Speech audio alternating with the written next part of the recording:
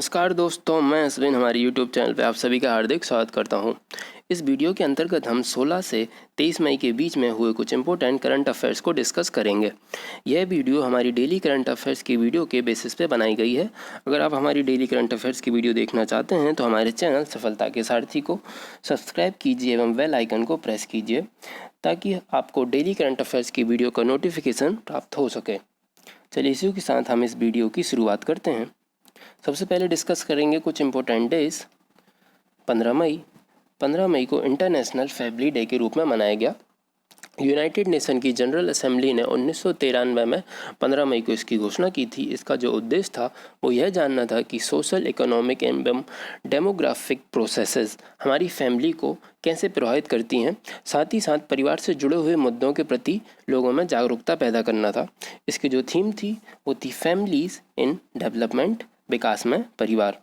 बात की जाए 17 मई के बारे में, 17 मई को हाई ब्लड प्रेशर डे के रूप में मनाया गया या वर्ल्ड हाइपरटेंशन डे।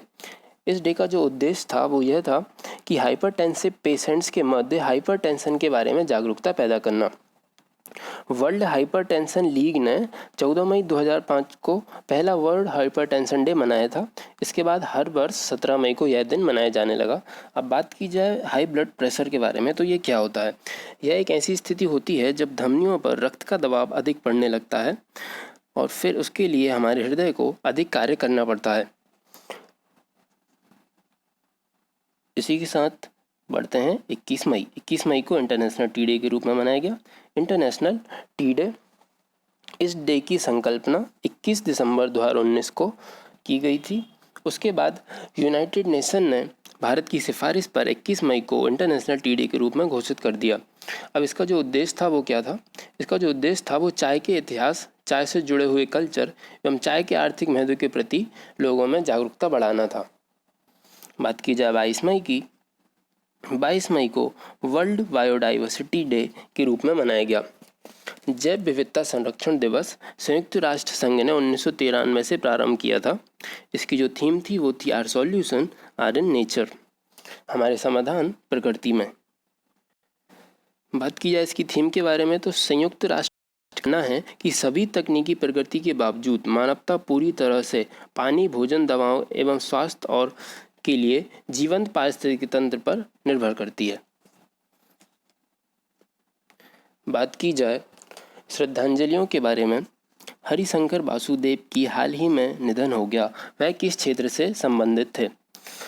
इनका जो निधन हुआ है वह कोरोना वायरस के संक्रमण के कारण हुआ है। जैसा कि हम सभी जानते हैं वर्तमान में पूरी दुनिया कोरोना वायरस से बुरी तरह से प्रभावित है। हरिशंकर वासुदेव एक फेमस इतिहासकार थे।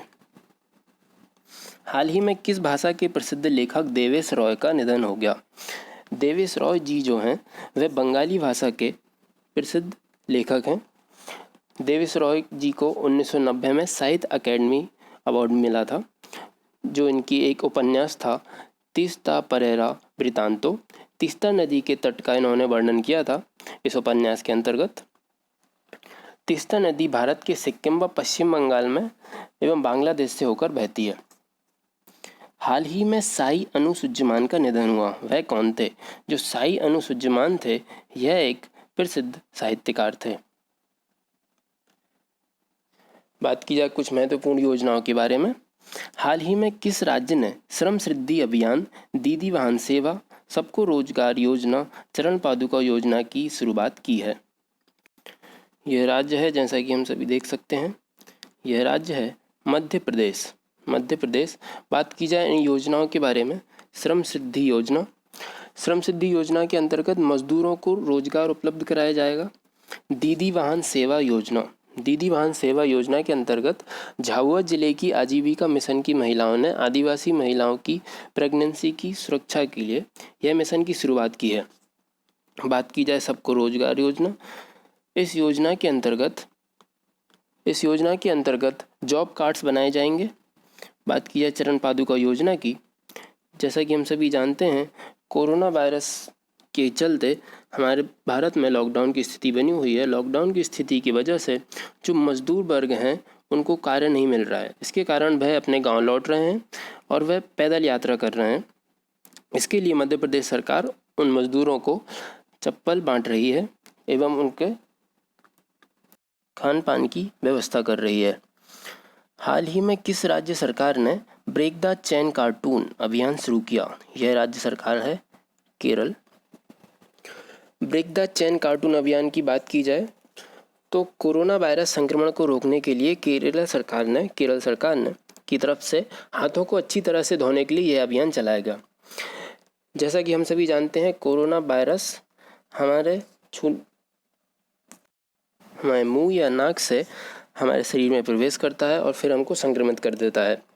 तो इसके लिए हमें अपने हाथों को अच्छी तरीके से धोने के लिए यह मिशन चलाया गया था, जिससे कोरोना वायरस की चेन टूटेगी एवं संक्रमण का खतरा कम होगा। थर्ड क्वेश्चन, किस राज्य में मैत्री समृष्टि योजना शुरू की गई? मैत्री समृष्टि योजना, यह जो राज्य है वो है पश्चिम बंगाल। बात की जाए मैत्री समृष्टि योजना के बारे में, इस योजना के अंतर्गत 50,000 एकड़ बंजर भूमि पर बागबानी, मत्स्य, मछली पालन किया जाएगा। जो 50,000 एकड़ बंजर भूमि पड़ी हुई है उसका उपयोग भी हो जाएगा एवं रोजगार भी उपलब्ध होगा। निम्नलिखित में से कौन सी राज्य सरकार अपनी महत्वाकांक्षी योजना राजीव गांधी किसान न्याय शुरू की है? यह जो राज्य है वो है छत्तीसगढ़। राजीव गांधी किसान न्याय योजना, इस योजना के अंतर्गत राज्य के किसानों को धान के समर्थन मूल्य के अंतर की राशि जो रहेगी उसका भुगतान राज्य सरकार करेगी। हाल ही में सरकार ने किस शहर में 100% सौरकरण के लिए योजना शुरू की थी? यह जो शहर है वो है कोणार्क। कोणार्क उड़ीसा का एक शहर है। जैसा कि हम सभी जानते हैं, कोणार्क में सूर्य मंदिर काफ़ी फेमस है। इसका निर्माण नरसिंह देव प्रथम ने करवाया था। चलिए इसी के साथ बढ़ते हैं हमारे नियुक्तियों पर। तो नियुक्तियां जो इस वीक में जो फेमस नियुक्तियां हुई हैं वो कुछ इस प्रकार हैं। हाल ही में जुबैर इकबाल किस बैंक के नए एमडी नियुक्त किए गए? जुबैर इकबाल जम्मू एंड कश्मीर बैंक के नए एमडी नियुक्त किए गए। बात की जाए जम्मू एंड कश्मीर के बारे में, जैसा कि हम सभी जानते हैं, अभी कुछ दिनों पहले 31 अक्टूबर 2019 को इन दोनों को केंद्र शासित प्रदेश के रूप में बनाया गया था। बात की जाए जम्मू एंड कश्मीर के बारे में, जम्मू एंड कश्मीर के जो राज्यपाल हैं वो हैं गिरीश चंद्र मुर्मू और जम्मू कश्मीर के अंतर्गत 20 जिले आते हैं। बात की जाए लद्दाख के बारे में, लद्दाख के जो राज्यपाल हैं वो हैं राधा कृष्ण माथुर और लद्दाख के अंतर्गत 3 जिले आते हैं। यह क्वेश्चन एसएससी में पिछले वर्ष पूछा गया था कि लद्दाख के अंतर्गत कितने ज़िले आते हैं। ये जो ज़िले हैं इनके नाम हैं लेह, लद्दाख और कारगिल। जो लेह है वो भारत का सबसे बड़ा ज़िला बन गया है। बात किया सेकंड क्वेश्चन के बारे में, 2 मई 2020 में फिक्की लेडीज़ ऑर्गेनाइजेशन के राष्ट्रीय अध्यक्ष के रूप में किसे नियुक्त किया गया? ये जो है इसका जो राइट आंसर है वो है जानवी फूकन। बात की जाए फिक्की के बारे में, federation of India chamber of commerce and industry, इसका जो हेडक्वार्टर है वो न्यू दिल्ली में है। इसकी स्थापना 1927 में हुई थी। इसके जो फाउंडर हैं वो हैं घनश्याम दास बिरला व पुरुषोत्तम दास ठाकुर। यह भारत के व्यापारिक संगठनों का एक संघ है। फिक्की महिला संगठन की बात की जाए दोस्तों, तो यह महिलाओं को उद्यमिता क्षमताओं और पेशेवर उत्कृष्टता के साथ सशक्त बनाने पर ध्यान केंद्रित करेगी। हाल ही में गोविंद राजुल चिंटू किस बैंक के नए अध्यक्ष नियुक्त किए गए? गोविंद राजुल चिंटू जिस बैंक के नए अध्यक्ष चुने गए वो बैंक है नाबार्ड। जैसा कि हम सभी जानते हैं, नाबार्ड का फुल फॉर्म है national bank for agriculture and rural development. इसका जो कार्य है वो है कृषि ऋण से जुड़े क्षेत्रों में योजना एवं आर्थिक गतिविधियों का परिचालन करना। इसका जो मुख्यालय है वो है मुंबई में। इसकी स्थापना 12 जुलाई 1982 को छठी पंचवर्षीय योजना के अंतर्गत किया गया था। हाल ही में विश्व बैंक समूह के नए मुख्य अर्थशास्त्री के रूप में किसे नियुक्त किया गया? विश्व बैंक समूह के नए मुख्य अर्थशास्त्री के रूप में जिसे नियुक्त किया गया वो हैं गई कारमेट रेनहार्ट। यह अमेरिका की हैं। बात की जाए विश्व बैंक के बारे में, विश्व बैंक का जो मुख्यालय है वो है वॉशिंगटन डीसी यूएसए में। इसकी स्थापना जुलाई 1944 में हुई थी। वर्तमान में इसके सदस्य देश हैं 189 इसके जो अध्यक्ष हैं वो हैं डेविड मालपास। विश्व बैंक का कुछ उद्देश्य की बात करें, विश्व बैंक के जो मुख्य उद्देश्य हैं वो ये हैं: सदस्य देशों को पुनर्निर्माण और विकास कार्यों में आर्थिक सहायता प्रदान करना। इसी के साथ अगला क्वेश्चन, विश्व व्यापार संघ के प्रमुख का नाम बताइए जिन्होंने हाल ही में इस्तीफा दे दिया है। विश्व व्यापार संघ के प्रमुख का जो नाम है जिन्होंने हाल ही में इस्तीफा दे दिया है वो है रॉबर्टो एजेवेडो। रॉबर्टो एजेवेडो। रॉबर्टो एजेवेडो की जो जगह लेंगे वो है पास्कल लेमी। बात की जाए WTO वर्ल्ड ट्रेड ऑर्गेनाइजेशन के बारे में, यह विश्व व्यापार के लिए नियम बनाता है। इसके जो सदस्य देश हैं वो हैं 164। इसका जो हेडक्वार्टर है वो स्विट्ज़रलैंड में है, जेनेवा, स्विट्ज़रलैंड। हाल ही में नाडा के अनुशासन पैनल में फिर से किसे शामिल किया गया है? नाडा का जो अनुशासन पैनल किसे शामिल किया गया है तो वो है अखिल कुमार। अखिल कुमार।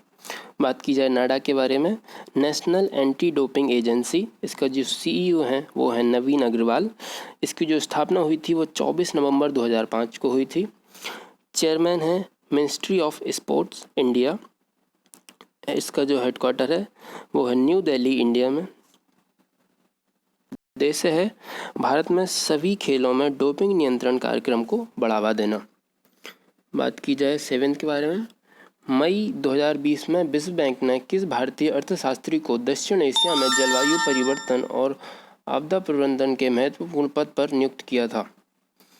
तो ये जो हैं वो हैं आभास झा। आभास झा। कुछ अन्य इम्पोर्टेंट क्वेश्चंस हैं, उनको भी देख लेते हैं। हाल ही में परजीवी कवक की एक नई प्रजाति खोजी गई है, इसका नाम निम्न में से किसके नाम पर रखा गया? इसका जो नाम है वो रखा गया है ट्विटर के नाम पे।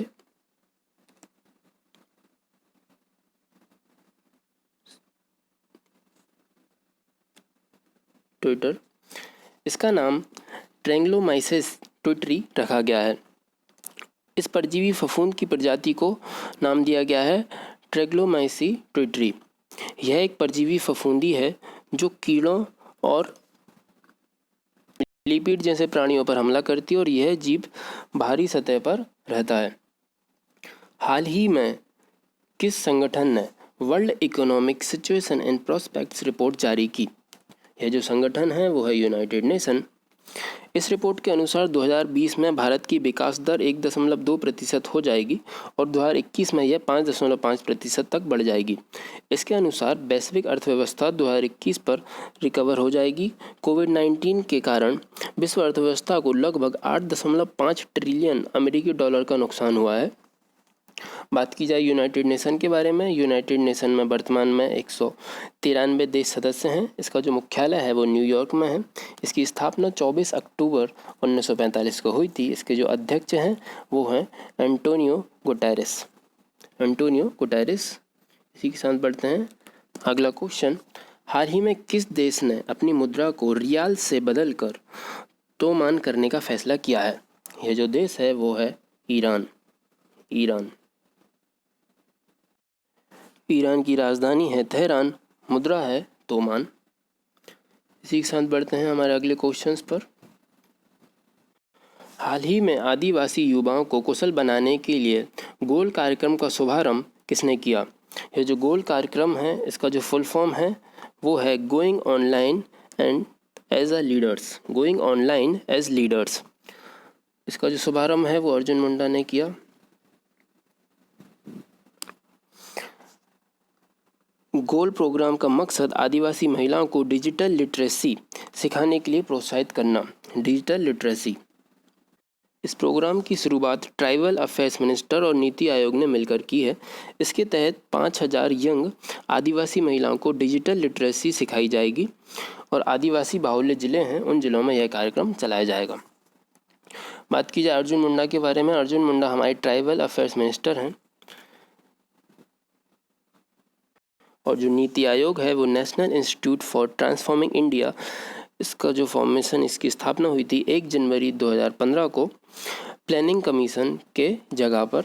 इसका जो हेडक्वार्टर है वो न्यू दिल्ली में। इसके जो चेयरपर्सन है वो है हमारे प्रधानमंत्री जी। इसके वर्तमान में जो CM है वो है अमिताभ कांत।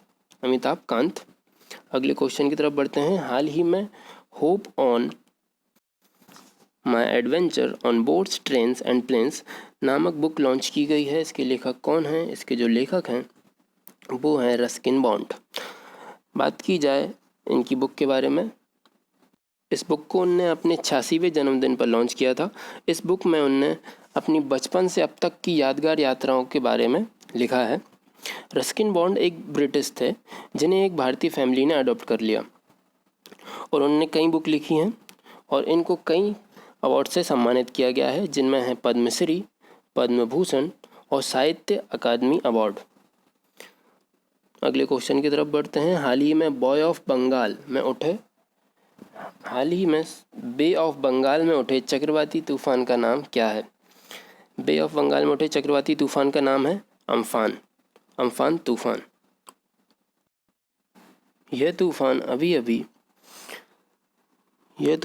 अभी वेस्ट बंगाल व उड़ीसा के तट से टकराया था, जिससे काफ़ी बड़ी मात्रा में जान और माल की हानि हुई थी। इस तूफान को नाम दिया था थाईलैंड ने और वेस्ट बंगाल को पीएम ने 1000 करोड़ व उड़ीसा को 500 करोड़ रुपए की राहत पैकेज की घोषणा की थी। चलिए इसी के साथ बढ़ते हैं हमारे अगले क्वेश्चन पर। Question number 7। हाल ही में 11वीं हॉकी इंडिया सीनियर राष्ट्रीय महिला चैंपियनशिप की मेजबानी कौन सा राज्य करेगा? यह राज्य है उत्तर प्रदेश और ये जो टूर्नामेंट होगा वो 2021 में होगा। बात की जाए 11th मेंस चैंपियनशिप की जो मेज़बानी है वह महाराष्ट्र करेगा। इसी के साथ बढ़ते हैं हमारे अगले क्वेश्चन पर। Question number 8। चर्चित पुस्तक Wuhan's diary dispatch from a quarantine city को किस चीनी साहित्यकार ने लिखा है? यह जो चीनी साहित्यकार हैं इनका नाम है फांग फांग। इस पुस्तक के अंतर्गत लॉकडाउन के समय वुहान शहर की जो स्थिति थी उसके बारे में दर्शाया गया है। इस बुक का इंग्लिश एडिशन हार्पर कॉलिन द्वारा जून 2020 में पब्लिश किया जाएगा। Question number 9। हाल ही में जारी भारत की रजिस्टर्ड जनगणना के आंकड़ों के अनुसार सबसे खराब शिशु मृत्यु दर किस राज्य में है? यह जो राज्य है वो है मध्य प्रदेश। मध्य प्रदेश की जो शिशु मृत्यु दर है वह सबसे ज़्यादा खराब है। यहाँ प्रति 1000 शिशुओं पर 48 शिशुओं की मृत्यु हो जाती है और जो सबसे अच्छी शिशु मृत्यु दर है वह है नागालैंड की। यहाँ पे 1000 शिशुओं पर सिर्फ 4 शिशुओं की मौत होती है। बात की जाए भारत की शिशु मृत्यु दर की तो यह है 1000 शिशुओं पर 32 शिशुओं की। इसी के साथ बढ़ते हैं अगले क्वेश्चन की तरफ। Question number 10। कोरोना वायरस कोविड-19 मुक्त पहला देश कौन सा बना? कोरोना वायरस मुक्त पहला देश बना स्लोवेनिया यह पहला देश है जो कोरोना वायरस से मुक्त हो चुका है। स्लोवेनिया एक यूरोपियन कंट्री है। इसकी जो पॉपुलेशन है वो लगभग 2 मिलियन के आसपास है। इसकी जो कैपिटल है वो है ल्यूवलियाना। यहाँ पे जो करेंसी है जो प्रचलित है उसका नाम है यूरो। यहाँ के जो पीएम है वो हैं जेनेस जेंसा। बात की जाए अगले क्वेश्चन के बारे में। फोर्ब्स के अनुसार निम्नलिखित में से कौन दुनिया की सबसे ज़्यादा कमाई करने वाली महिला एथलीट बनी? इनका जो आंसर है वो है नाओमी ओसाका के बारे में अगर बात की जाए, यह जापानीज टेनिस प्लेयर हैं और यह फोर्ब्स के अनुसार यह दुनिया की सबसे ज़्यादा कमाई करने वाली महिला एथलीट बनी हैं। नाओमी ओसाका ने एक साल में 37.4 मिलियन रुपए कमाए हैं, जो एक फीमेल प्लेयर के लिए एक रिकॉर्ड है। बात की जाए इस वीडियो के लास्ट क्वेश्चन के बारे में। हाल ही में किस देश की पत्रकार मनमीत कौर को ब्रिटेन के प्रतिष्ठित पुरस्कार के लिए नामित किया गया? तो इनका जो देश है वो है पाकिस्तान। 25 साल की मनमीत कौर को ब्रिटेन में स्थित द सिख ग्रुप द्वारा दुनिया भर में 30 साल से कम उम्र के 100 सबसे प्रभावशाली सिख हस्तियों में से एक चुना गया है। जो सिख ग्रुप है यह एक ग्लोबल संगठन है जो दुनिया के विभिन्न हिस्सों से सिख समुदाय से संबंधित लोगों को सम्मानित करता है। चलिए इसी के साथ आज की हमारी ये वीडियो ख़त्म करते हैं। अगर आपको यह वीडियो पसंद आए इसको ज़्यादा से ज़्यादा लाइक कीजिए, शेयर कीजिए एवं हमारे चैनल को सब्सक्राइब कीजिए एवं बेल आइकन को प्रेस कीजिए। जय हिंद दोस्तों।